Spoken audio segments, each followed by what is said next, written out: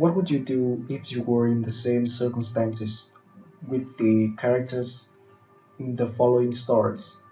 We would very love to know, and you could share it below under the comment sections. Now, let the stories unfold. Airport security footage never showed what really happened near Gate 47.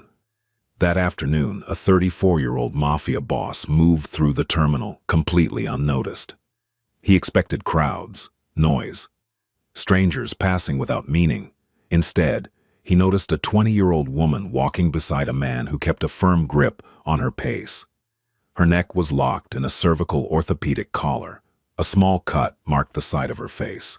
She walked carefully, too carefully. As she passed him, she didn't stop. She didn't speak. She only lifted her hand for half a second and made a silent signal. No one else saw it. But he did. And in that instant, he knew the truth was far worse than it appeared. Grayson Wolfe didn't believe in coincidences. He believed in patterns, in the weight of a glance, in the space between words where truth lived and lies died. At 34, he had learned to read danger the way other men read newspapers, quickly, accurately, without emotion clouding judgment. The terminal at Chicago O'Hare hummed with its usual chaos. Families reuniting, business travelers checking watches, children crying, announcements echoing through spaces too large to feel human. Grayson moved through it all like smoke. Black jacket, simple watch, no jewelry, no flash, nothing that screamed wealth or power or the kind of influence that could make entire city blocks go quiet with a single phone call. To everyone around him, he was just another traveler, a businessman maybe, someone heading home after meetings that didn't matter. No one looked twice. That was exactly how he preferred it. He'd been in Detroit for 3 days, business that required his physical presence, the kind of negotiations where video calls and intermediaries weren't enough, where men needed to look each other in the eye and understand exactly what failure would cost. Now he was heading back to New York, back to the empire he'd built in shadows, back to the family that answered only to him. He sat in the gate area, laptop open but ignored. His attention wandered across faces, movements, the rhythm of the crowd. Old habits. Even here, miles from his territory, he couldn't stop himself from observing. From cataloging threats that probably didn't exist. From reading rooms the way some people read books. That's when he saw her. A young woman, early 20s maybe, pale skin, dark hair pulled back in a ponytail that looked hastily done.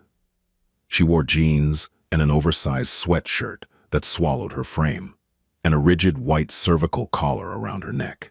She moved slowly, carefully, like someone who had learned that sudden movements brought consequences. A man walked beside her, tall, mid-40s, well-dressed in the way that suggested he spent money on looking trustworthy. Polo shirt, khaki pants, a leather bag slung over one shoulder. He kept one hand on her elbow, guiding her, or controlling her. Grayson's eyes narrowed. The man said something. The woman nodded. She didn't smile, didn't speak, just nodded with the mechanical precision of someone performing an expected response. They sat 3 rows away from Grayson. The man pulled out his phone, scrolled through emails with the casual distraction of someone comfortable in their surroundings. The woman sat perfectly still, her hands folded in her lap, her eyes fixed on nothing, her breathing so controlled it barely moved the fabric of her sweatshirt. Grayson watched the side of her face. A small cut ran along her left cheekbone. Recent. The kind of injury that came from impact, not accident. The edges were clean, healing, but still visible beneath a thin layer of concealer that didn't quite match her skin tone.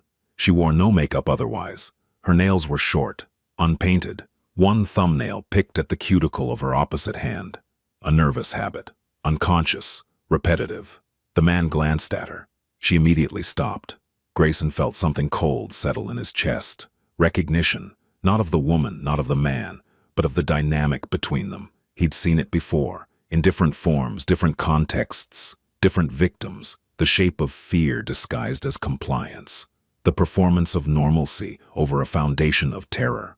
Most people in that terminal saw a father and daughter, maybe an uncle and niece, a caretaker helping someone recently injured. That's what it was supposed to look like. That's what made it perfect, because monsters didn't wear signs. They wore polo shirts and patient smiles and the kind of practiced concern that made strangers look away, satisfied that everything was exactly as it should be. But Grayson Wolfe had spent 15 years learning to see past surfaces, and what he saw now made his jaw tighten. The boarding announcement crackled through the speakers. Flight 2847 to LaGuardia, now boarding Group 1. The man stood, gestured to the woman. She rose immediately, fluidly, like someone accustomed to following commands without hesitation. They joined the line. Grayson remained seated. He told himself it wasn't his concern. This wasn't his city. These weren't his people. He had no jurisdiction here, no responsibility. The smart move was to board his flight and forget what he'd seen. But smart had never been the same as right. He watched them move through the line. The man presented both boarding passes. The gate agent smiled, scanned them, nodded them through. Completely routine. Grayson stood, grabbed his bag, and got in line 6 people behind them. The flight was half empty, middle of the day, middle of the week, the kind of flight that attracted business travelers and people visiting family, who couldn't afford peak prices. Grayson's seat was in first class. Row 3, window. The woman and the man were in economy. Row 17. He saw them as he boarded. She sat by the window. He took the aisle. The middle seat remained empty. Before takeoff, the man stood, walked to the bathroom, left the woman alone for the first time since Grayson had seen them. Grayson didn't hesitate. He moved down the aisle. Casual, like he was checking the overhead bins for his own luggage. As he passed row 17, he glanced down. The woman stared out the window. Her reflection showed in the glass. Her eyes were red-rimmed, exhausted, like someone who had cried recently but couldn't afford to cry again. Grayson stopped. "Excuse me," he said quietly. She turned, startled. Her hand immediately went to the collar around her neck, a protective gesture, instinctive. "I'm sorry to bother you." Grayson continued, his voice deliberately gentle. "I noticed your injury. Are you all right? Do you need anything?" For just a second, something flickered in her eyes. Hope. Or maybe recognition that someone had actually looked at her, really looked, then it died. She shook her head. "I'm fine, thank you." Her voice was soft, practiced, the kind of answer that had been rehearsed until it sounded natural. "The man you're with," Grayson said carefully, "is he?" "My uncle." The response came too quickly, too smooth. "He's helping me get home after a car accident. I'm fine, really." Grayson studied her face. She held his gaze, steady, convincing, almost. But her left hand, hidden below the armrest, where the man wouldn't see when he returned, trembled against her thigh. "All right," Grayson said. He smiled, polite, unthreatening. "I hope you feel better soon." He turned to walk away. That's when it happened. Her hand lifted, just slightly, just for half a second, palm flat, thumb tucked, 4 fingers extended, and pressed together, then lowered immediately back to her lap. The signal. Grayson's blood went cold. He knew that gesture. It had been created years ago. Spread through social media, designed as a silent way for people in danger to ask for help without their abuser knowing.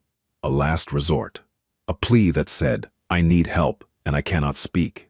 He kept walking, didn't react, didn't turn back. But his mind was already racing. The man returned to his seat 30 seconds later. Grayson sat in first class, staring at the seat back in front of him. He could call the flight attendant, report a suspicion. But what would he say? That a woman denied being in danger? That her uncle seemed controlling? That she made a hand gesture that might mean something or might mean nothing? Airport security would ask questions. The man would have answers. Identification, boarding passes. A story that held together under scrutiny. And the woman would deny everything. She'd already proven that. Because that's what victims did when their abuser was within earshot. When escape felt impossible. When the consequences of speaking were worse than the situation they were already in. Grayson knew this, not from theory, From memory, 7 years ago, Grayson had failed someone. Her name was Isabella, 22 years old, working in one of his legitimate businesses, a restaurant his family owned in Brooklyn. She'd come to work with bruises, explanations that didn't quite fit, a boyfriend who picked her up every night and watched through the window while she closed out her register. Grayson had noticed. He'd asked if she needed help. She'd said no. Said everything was fine. Said her boyfriend was just protective because he loved her. Grayson had believed her, or maybe he'd just wanted to believe her because it was easier than getting involved in something messy and complicated and outside the clean boundaries of his criminal empire. 3 weeks later, she was dead. Her boyfriend had beaten her to death in their apartment. Neighbors had heard screaming. No one called the police until it was too late. Grayson had gone to her funeral, had paid for it actually. Anonymous donation. It didn't matter. She was still dead. And he'd known, he'd seen the signs. He'd asked the question, and when she'd lied to protect herself, he'd accepted the lie because it was convenient. He'd sworn after that day that he would never make the same mistake twice. That if he ever saw the signs again, he wouldn't wait for permission to act. He would trust what he saw over what he was told. The plane leveled off at cruising altitude. Grayson unbuckled his seatbelt. Walked to the bathroom. On the way back, he paused at row 17. The man was asleep. Or pretending to be. His head tilted back against the headrest. His breathing deep and even. The woman stared out the window again. Grayson crouched slightly, brought himself to her eye level. "I saw it," he whispered. She turned. Confusion crossed her face. "The signal," Grayson said quietly. "I saw it, and I need you to understand something. When we land, I'm not walking away. I don't care what he's told you. I don't care what you think you have to say to protect yourself. I'm going to help you, but I need to know what I'm dealing with." Her eyes widened. Fear. Panic. "He's not your uncle, is he?" Grayson asked. She glanced at the man, still sleeping, still unaware. When she looked back at Grayson, tears balanced on her lower lashes. She shook her head. Once. Barely perceptible, but enough. "What's your name?" Grayson whispered. "Adeline." She breathed. The word barely made sound. "How long have you been with him?" 3 months. "Is he taking you somewhere you don't want to go?" She nodded. "Does he have your identification, your phone?" Another nod. "Has he hurt you?" Her hand went to the collar, to the cut on her face. She didn't answer with words. She didn't need to. "Okay," Grayson said. His voice was steady, calm. The same tone he used when negotiating with men who held guns and bad intentions. "When we land, stay close to him. Don't do anything different. Don't let him suspect anything changed. Can you do that?" "He'll know," Adeline whispered. "He always knows when something's wrong." "Then make sure nothing seems wrong," Grayson said. "You've been doing that for 3 months. You can do it for 2 more hours." A tear slid down her cheek. She wiped it quickly, checked the man again, still sleeping. "Why are you helping me?" she asked. Grayson met her eyes. "Because someone should have helped you a long time ago," he said. "And because I let someone down once, I won't do it again." He stood, walked back to his seat, and began making phone calls. LaGuardia Airport at 4 in the afternoon was controlled chaos. Grayson deplaned first, stood near the gate, watched passengers file out. The man emerged with Adeline close beside him, his hand on her lower back, steering her through the crowd. Grayson followed at a distance. He'd made 3 calls during the flight, all brief, all coded, all to people who understood that when Grayson Wolfe asked for something, it wasn't a request. Now those pieces were moving into position. The man and Adeline walked toward baggage claim. Grayson hung back, observed. The man was confident, relaxed. He checked his phone, typed a message, laughed at something on his screen. Adeline walked beside him like a shadow. Present, but not really there. They collected 1 bag. Just one. A large black suitcase that the man handled himself. Then they headed toward ground transportation. Grayson followed. Outside, the afternoon sun cut sharp angles across the pavement. Cars honked. Taxis jockeyed for position. People shouted into phones and dragged luggage and searched for rideshare vehicles. The man led Adeline toward the taxi line. That's when Grayson's phone buzzed. A text from Wyatt, one of his most trusted men. In position. Black SUV. Second in taxi queue. Grayson typed back. "Wait for my signal. He watched the man and Adeline get into a yellow cab, regular city taxi, nothing unusual. The driver pulled away from the curb. Wyatt's SUV followed, and Grayson got into the vehicle that had been waiting for him since before the plane landed. A dark sedan, tinted windows, driver who asked no questions. "Follow the SUV," Grayson said. The driver nodded, and they disappeared into New York traffic. The taxi drove for 23 minutes, through Queens, past neighborhoods that gradually shifted from commercial to residential, from crowded to quiet, from watched to forgotten. The taxi stopped in front of a narrow house on a street that had seen better decades. Paint peeling, chain link fence, small yard overgrown with weeds. The kind of place no one paid attention to. Perfect for someone who wanted to stay invisible. The man paid the driver, got out, pulled Adeline out behind him, retrieved the suitcase from the trunk. They walked up 3 cracked concrete steps. The man unlocked the door. They went inside. Wyatt's SUV parked 2 houses down. Grayson's sedan pulled up beside it. Grayson got out, joined Wyatt in the SUV. "How many ways in?" Grayson asked. "Front door, back door through the kitchen, 2 first-floor windows, 3 second floor." Wyatt was efficient, thorough. He'd been doing this work for 12 years. "No alarm system I can see. Locks are standard residential, nothing reinforced." "Neighbors?"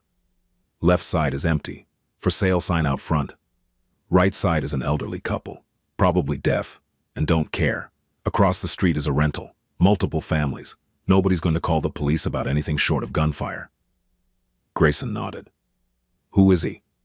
Wyatt handed over a tablet.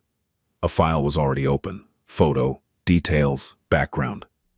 "Ronan Vance, 43, no criminal record, works in insurance claims, lives in Ohio, divorced, 1 daughter, age 17, living with the ex-wife." Grayson scrolled through the file. "Joined several online groups in the past year." Wyatt continued. "Forums about traditional relationships.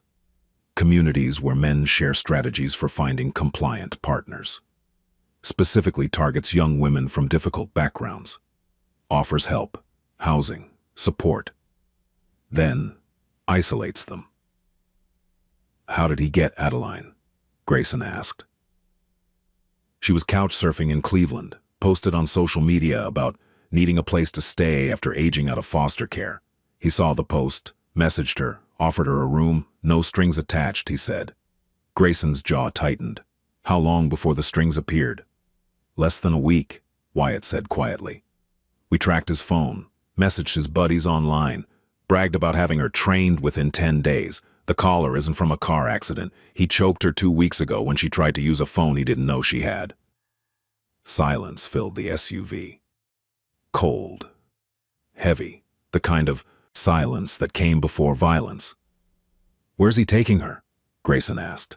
"He just bought a property in upstate New York, middle of nowhere, no neighbors for miles.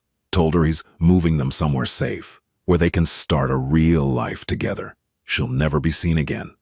Grayson looked at the house, thought about Adeline sitting inside right now, probably scared, probably wondering if the man on the plane had meant what he said, or if she was about to face consequences for making that signal.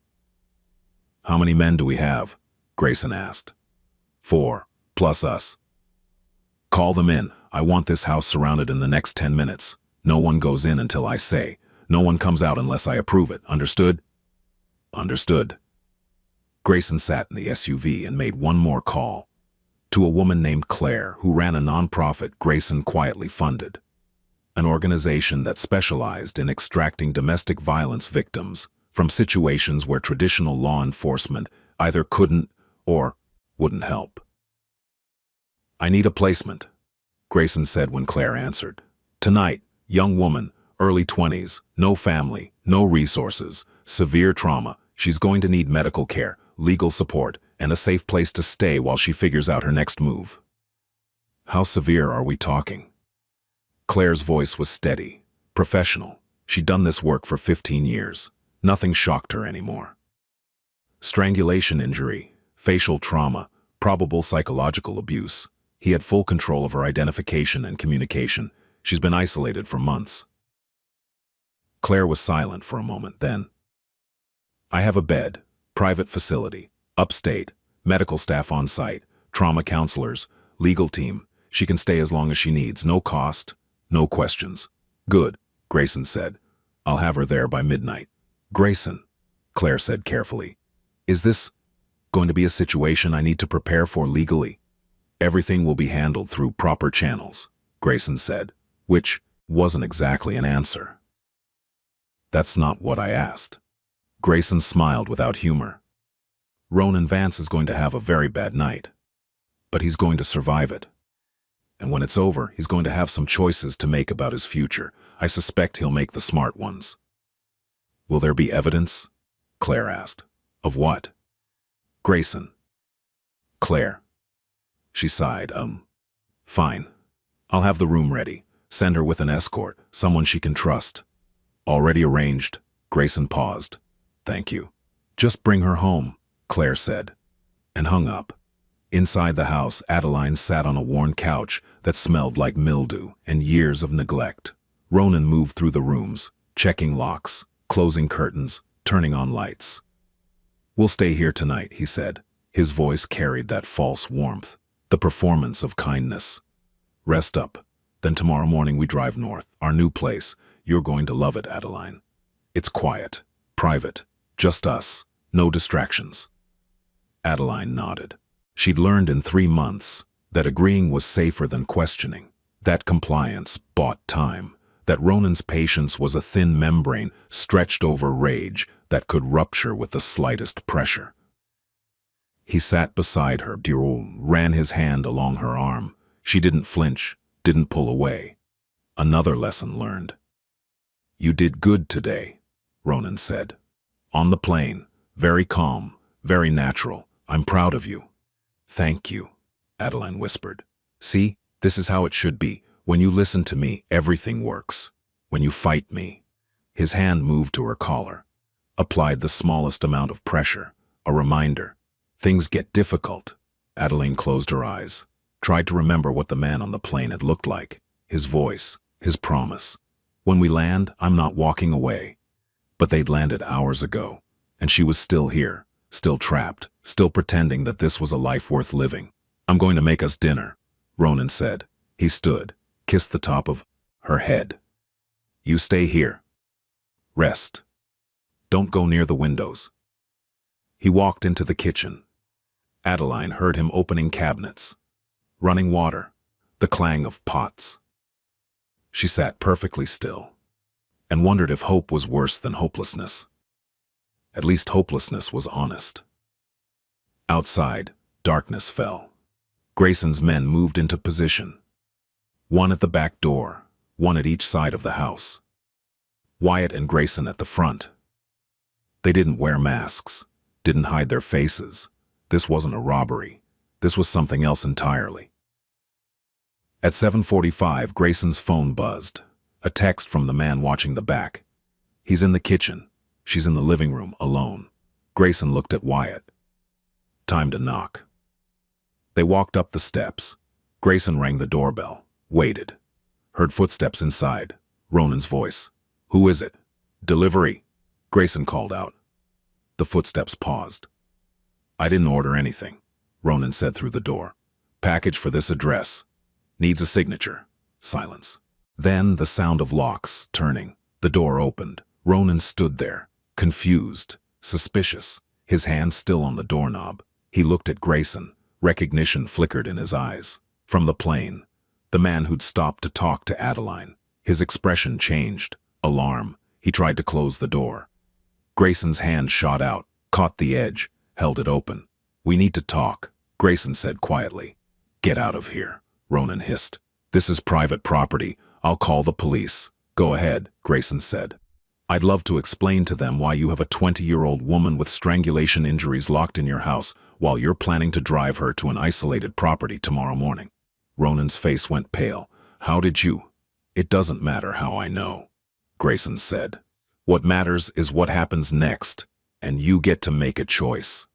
Ronan tried to push the door closed. Wyatt stepped forward. His shoulder hit the door. It swung open hard enough to knock Ronan back. 3 steps. Grayson walked inside. Wyatt followed. The door closed behind them. Adeline heard voices in the entryway. Ronan's, angry, scared, and another voice, calm, familiar. She stood from the couch, walked to the living room entrance, saw the man from the plane standing in the hallway. Another man beside him, larger, dangerous looking. Ronan backed against the wall. "You can't just break into someone's home," Ronan said. His voice cracked. "This is illegal. You'll what?" Grayson asked. He didn't raise his voice. Didn't need to. "Call the police, please. Do it. Let's see how that conversation goes." Ronan's eyes darted to Adeline. She stood frozen. Grayson looked at her. His expression softened immediately. "Adeline," he said gently. "Are you hurt? Right now, are you hurt?" She shook her head. "Good," Grayson said. "I need you to do something for me. I need you to go upstairs. Find a room with a door that locks. Go inside, lock it, and don't come out until I personally tell you it's safe. Can you do that?" Adeline looked at Ronan. His face had gone from pale to red. Fury building. The kind of rage she'd seen before. "You don't tell her what to do," Ronan said. "She's mine. She stays here. She's not yours," Grayson said, each word precise, cold. "She's never been yours. She's a human being you manipulated and abused, and that ends tonight." "Adeline," Ronan snapped, "get over here, now." Adeline didn't move. For the first time in 3 months, she didn't obey an order from Ronan Vance. Grayson saw the shift in her posture, the tiny spark of defiance. "Upstairs," he said again. "Lock the door." Adeline walked to the stairs. Ronan lunged toward her. Wyatt stepped between them. His hand landed on Ronan's chest, pushed him back against the wall with enough force to knock the air from his lungs. "Don't," Wyatt said quietly. Adeline ran upstairs. Grayson heard a door close, a lock turn. Good. He turned his full attention to Ronan. "Here's what's going to happen," Grayson said. He walked further into the living room, looked around, saw the signs everywhere. No personal items belonging to Adeline. No photos, no belongings except what Ronan allowed. A prison disguised as a home. "You're going to sit down," Grayson continued. "You're going to listen, and you're going to make the smartest decision of your miserable life." "I don't have to listen to anything," Ronan said, but his voice shook. "You have no authority here." Grayson smiled. "Authority is an interesting word. See, you're right, I'm not a police officer, not FBI, not any kind of law enforcement. I don't have a badge or a warrant or any legal standing whatsoever." He sat in the chair across from the couch, gestured for Ronan to sit. Ronan didn't move. Wyatt took a step forward. Ronan sat. "But here's the thing about authority," Grayson said. "Sometimes it has nothing to do with laws or badges. Sometimes authority is just the understanding between 2 people about who has power and who doesn't. And right now, in this room, I have all of it. You have none." "What do you want?" Ronan whispered. "I want you to understand your situation," Grayson said. "Right now, I know everything about you. Where you work, where you bank, your daughter's school schedule, your ex-wife's address, the online forums where you brag about abusing vulnerable women, the posts where you give advice to other predators about how to isolate victims." Ronan's eyes widened. "All of that information," Grayson continued, "is currently sitting in a folder on my phone. 1 button push, and it goes to law enforcement. Another button, and it goes to every person in your life. Your employer, your ex-wife, your daughter's school, the neighborhood watch, and whatever community you thought you were going to disappear to." "You're bluffing," Ronan said. Grayson pulled out his phone, opened a file, turned the screen toward Ronan. Screenshots of forum posts. Messages to other men, photos Ronan had taken of Adeline without her knowledge. Evidence of intent, of planning, of systematic abuse. Ronan's face crumbled. "I have witnesses who will testify that Adeline was coerced," Grayson said. "Medical experts who will examine her injuries and provide detailed reports. Forensic analysts who will tear apart your electronics and find every deleted message, every cleared browser history, every attempt to hide what you are." He leaned forward. "Or," Grayson said, We do this another way. What way? Ronan's voice was barely audible. You give me Adeline's identification, her social security card, any documents you took from her. You sign a statement saying she came here of her own free will and is leaving of her own free will. You provide the passwords to any accounts you made her create. You delete every photo, every video, every piece of information you have about her. Grayson's eyes went cold. And then you never speak. Her name, again. You never search for her. You never try to contact her. You forget she exists. And in return, I don't destroy your entire life. I don't send this evidence to the police. I don't tell your daughter what kind of man her father really is. Silence. Ronan sat there, trembling, his whole world collapsing. How do I know you won't send that information anyway? He finally asked. You don't, Grayson said simply. You just have to trust that I'm a man of my word, and that as long as you stay far away from Adeline and every other vulnerable woman you were planning to victimize, your secret stays buried. And if I say no? Ronan asked. Grayson stood. Then we moved to Plan B, he said, which involves a lot more pain for you and a lot less mercy from me. I've been polite so far, Ronan. I've used words. But I employ men who specialize in other forms of persuasion, men who are waiting outside right now, men who would consider it a privilege to spend time explaining to you why predators don't get to walk away without consequences. Wyatt cracked his knuckles. Ronan flinched. So, what's it going to be? Grayson asked. The smart choice, or the one that ends with you learning exactly how much pain a human body can endure before it breaks? 20 minutes later, Grayson had everything. Adeline's driver's license, her birth certificate, her social security card, all the documents Ronan had used to control her movement and identity. He'd also witnessed Ronan deleting every file related to Adeline, every photo, every message, and he'd recorded Ronan signing a statement confirming Adeline had been a guest in his home and was leaving voluntarily. It wouldn't hold up in court, but it didn't need to. It just needed to exist as insurance. One more thing, Grayson said. Ronan looked up. Defeated. Broken. You're going to check yourself into therapy, Grayson said. A specific therapist. One who specializes in working with men who have your particular problem. You'll attend sessions 3 times a week, for 2 years minimum, and every month I'll receive a report on your progress. And if I stop going, Ronan asked, then all that evidence I have goes public, Grayson said, and whatever life you've managed to salvage disappears. Ronan nodded slowly. Good, Grayson said. Wyatt, get him out of here. Take him to a hotel. Make sure he stays there tonight. Tomorrow he flies back to Ohio, without making any detours. Wyatt pulled Ronan to his feet, led him toward the door. Before they left, Grayson called out, Ronan. Ronan turned. If I ever hear your name associated with another woman, another victim, another attempt to do what you did to Adeline, Grayson let the sentence hang. There won't be a second conversation. Do you understand? Ronan nodded. Say it, Grayson ordered. I understand, Ronan whispered. Good. Wyatt took him outside. The door closed. Grayson stood alone in the silent house. He pulled out his phone, sent a text. She's safe, you can come down.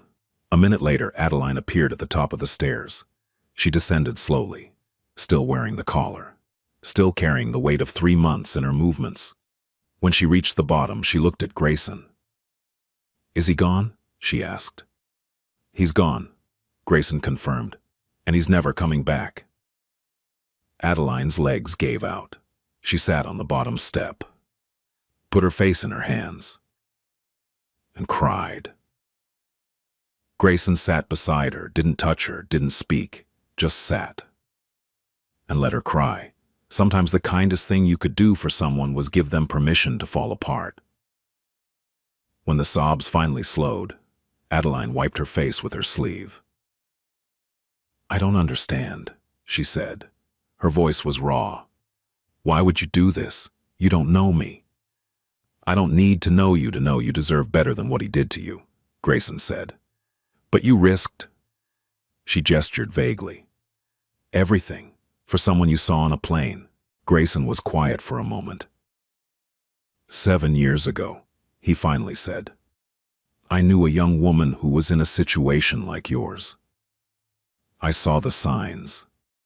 I asked if she needed help. She said no, and I believed her because it was easier than getting involved. He looked at Adeline. 3 weeks later, she was dead, he said. Killed by the man who was supposed to love her, and I've carried that with me every day since.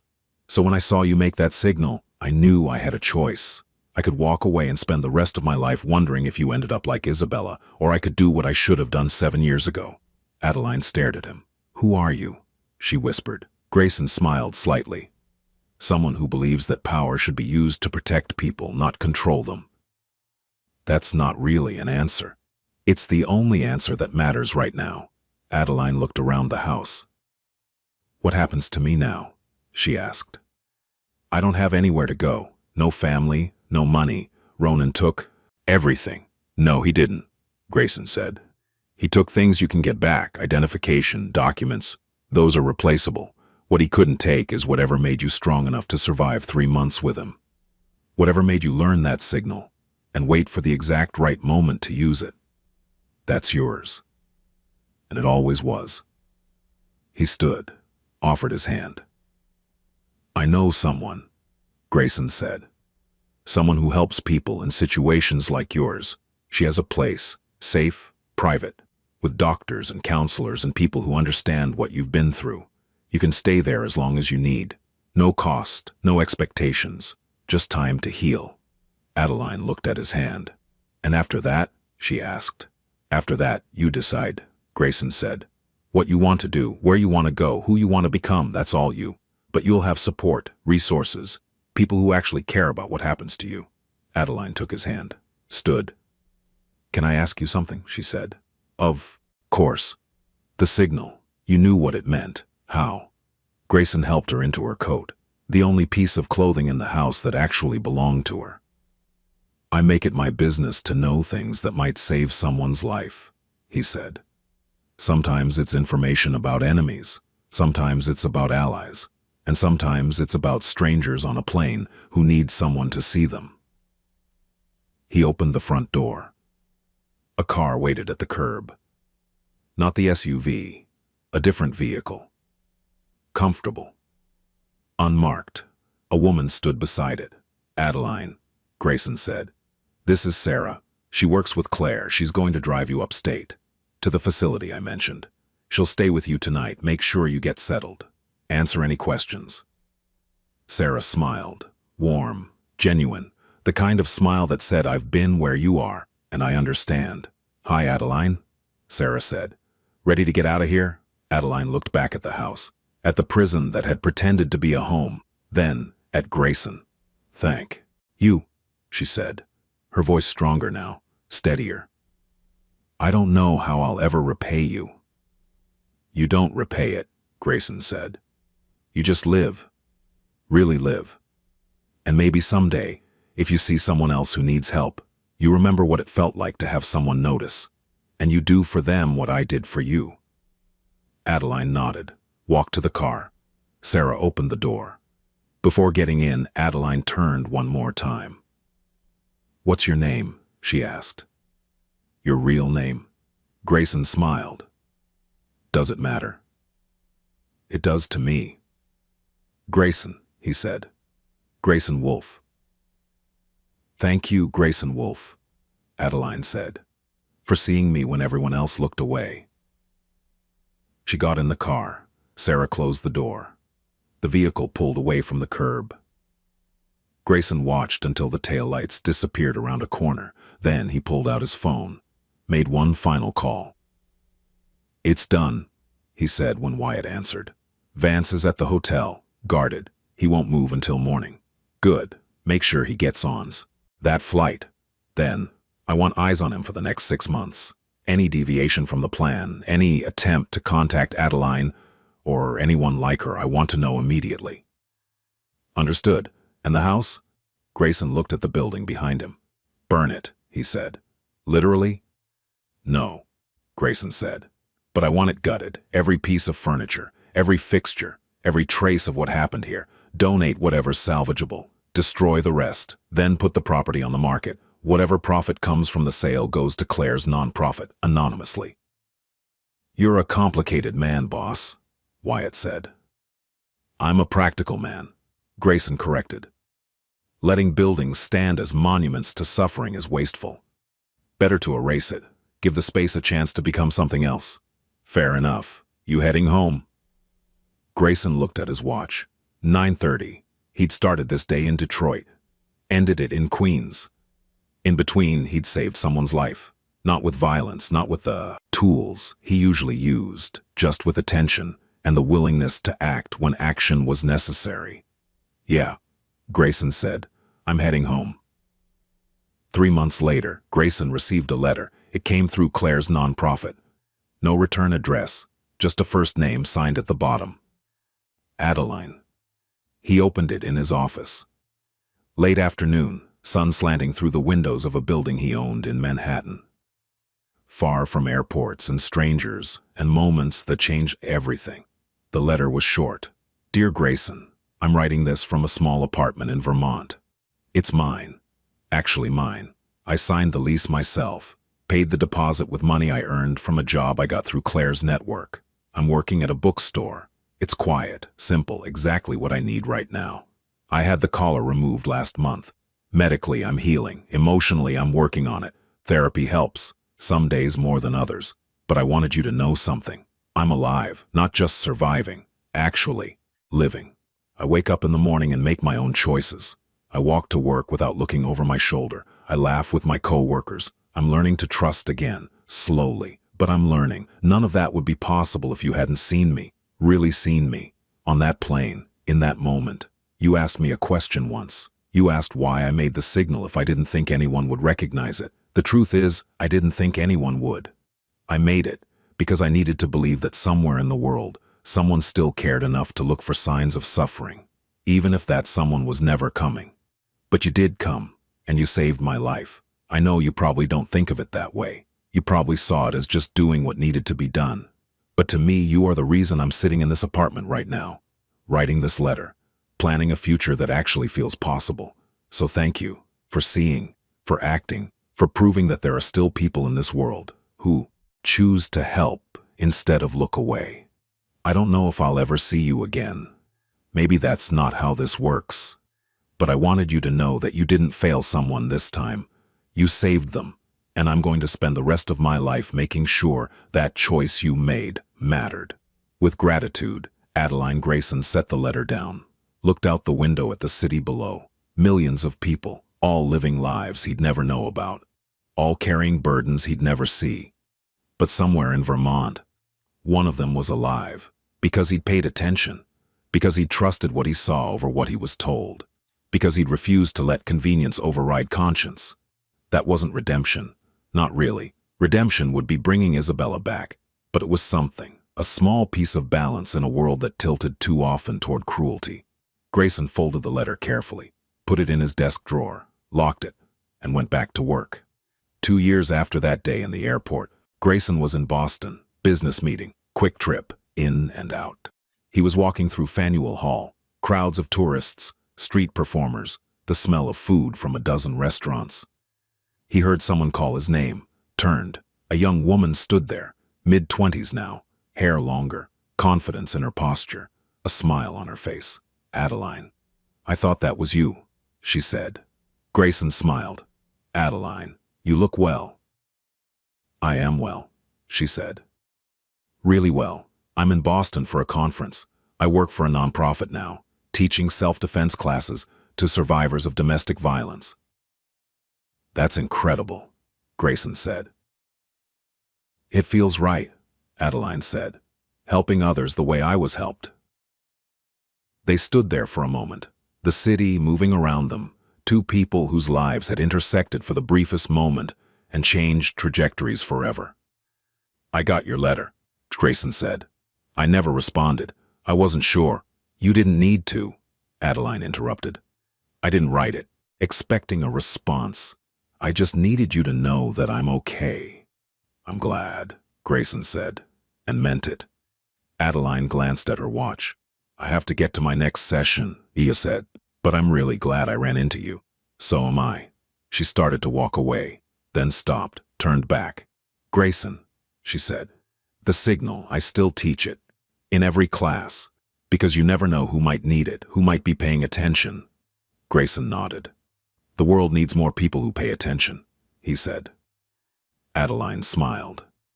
Be one of them, she said, and walked away into the crowd. Grayson watched her go, then continued through the hall. Later that evening, on his flight back to New York, he thought about how many people he'd passed that day. How many stories he'd never know, how many signals he might have missed. He couldn't save everyone, he couldn't even see everyone, but he could stay vigilant. He could keep noticing, and maybe, if he was lucky, he'd see the next person who needed someone to pay attention at exactly the right moment, because in the end, that's all it took, attention and the willingness to act on what you saw. Everything else was just details.